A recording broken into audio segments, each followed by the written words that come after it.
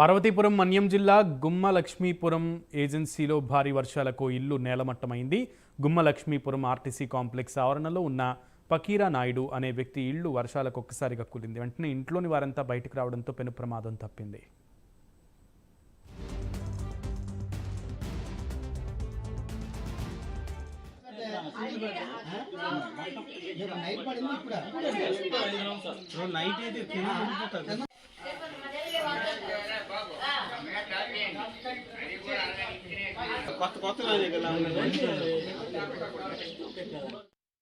గ్రామ పంచాయతీలో విశాఖ గ్రామీణ బ్యాంక్ వీధిలో తంగుడు పకీర్ నాయుడు గారి ఇంటిపై విమలారాణి గారి వారి పురాతనమైన గోడ వచ్చి పడిపోయింది. అలాగే స్లాబ్ కూడా వాళ్ళ ఇంటిపై పడిపోవడం చాలా బాధాకర విషయం అండి. ప్రాణ నష్టం అయితే లేదు, కానీ చాలా ఆస్తి నష్టం అయితే జరిగింది.